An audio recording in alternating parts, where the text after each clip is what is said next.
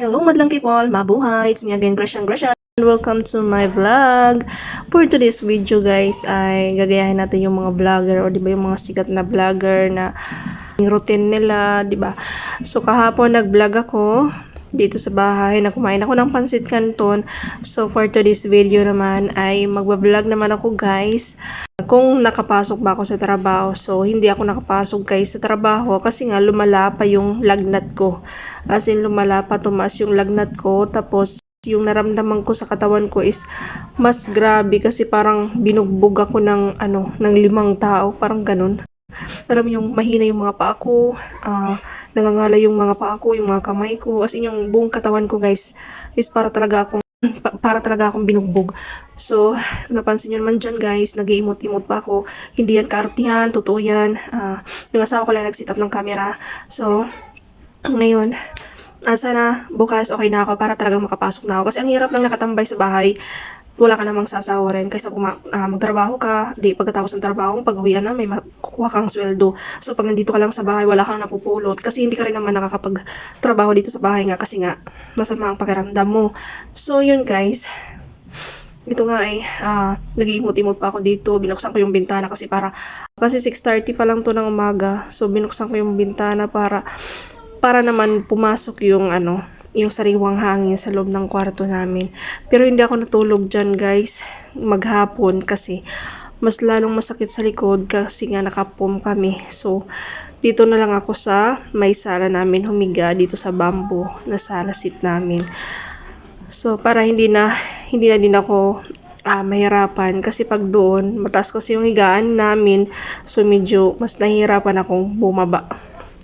So yun guys nga ay every morning po ang ginagawa ko ay pag nagbubukas talaga ako ng pintuan, nagpe-pray ako. So nagpapasalamat ako kay God kahit masamang pakiramdam ko or hindi masamang pakiramdam ko, ganyan na ganyan po talaga ang ginagawa ko. Oy, char. So hindi yan kaplastikan, hindi yan kasinungalingan, totoo po yan. So di ba dapat naman talaga mag-pray tayo at magpasalamat kay God kasi hindi lang naman kami nakakasimba every Sunday. Minsan yung asawa ko lang nagsasimba, pero ako hindi na talaga ako nakakasimba ng linggo. So ang ginagawa ko na lang, nagdadasal na lang ako kahit masama ang ugali ko. Nagdadasal ako araw-araw at hinihingi ko na lang kay God ng kapatawaran sa mga kasalanan ko, di ba? So yung guys, ganyan talaga ang itsura ko kasi my God, buti nga meron akong asawa na super supportive, tapos napakasipag pa niya, siyang nag-asikaso ng pagkain namin. So bumili siya ng isda na naman, prinito niya. So nag-aantay na lang ako na maghain siya para kakain kami. O diba, parang tunay na tunay talaga tayong vlogger. Pero ang totoo, hindi naman talaga tayo famous na vlogger. Dito nga guys ay umupo na ako dito kasi nga kakain na kami. Tinawag na rin ako ng asawa ko at magtitimpla na ako ng kape. Pero bago ako uminom ng kape, talaga muna ako, nagtubig muna ako na maligamgam. Grabe kasi yung uhaw ko, feeling ko mga 2 araw ganyan hindi ako nakainom ng tubig, kaya kahit medyo mainit-init yung tubig na iniinom ko is okay lang kasi napakasarap sa pakiramdam talaga na nakakainom ka ng tubig sa umaga. So yun, tapos yun, pagka 9, pumasok na yung asawa ko, naglaba muna siya. Tapos ako na naman ang naiwan sa bahay. Sabi ko nga sana gumaling na ako bukas para makapasok na rin ako sa trabaho kasi mas marami kaming gastusin ngayong buwan, lalo na sa susunod na buwan dahil nga magno-November tapos magde-December din. So yun. So mas kailangan namin kumayod dalawa kahit wala kaming anak, wala naman talaga kaming binubuhay kundi mga sarili lang namin. Tapos meron kaming mga alagang manok, baboy. Pero yung baboy hindi naman kami ang nagpapakain yan. Kami lang nagbibigay ng pagkain pero hindi kami ang gumagastos ng pagkain. Tapos yung mayroon pa akong 3 rabbit na ginagastusan namin. So yun guys. Pero kahit ganyan, kailangan namin kumayod pa rin ng mga asawa. Kaysa naman nakatunganga lang kami dito sa bahay, wala naman kaming income.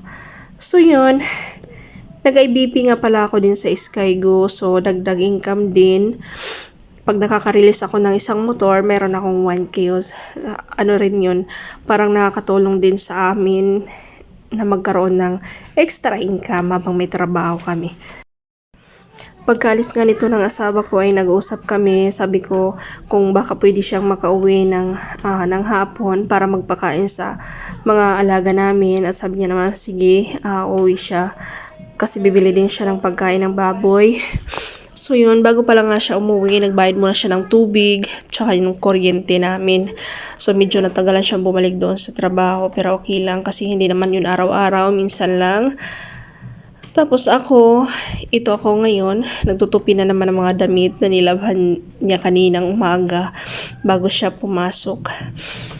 So wala na akong ginawa guys, kundi nakaupo lang ako maghapon, higa na naman, upo na naman, maglakad-lakad, tapos kumain ng tanghalian.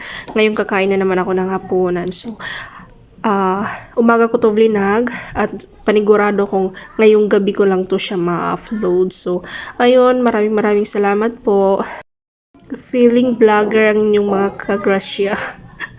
So yun lamang, see you my next vlog. Thank you so much and God bless everyone. Mag-iingat po tayo palagi para hindi tayo nagkakasakit. Goodbye!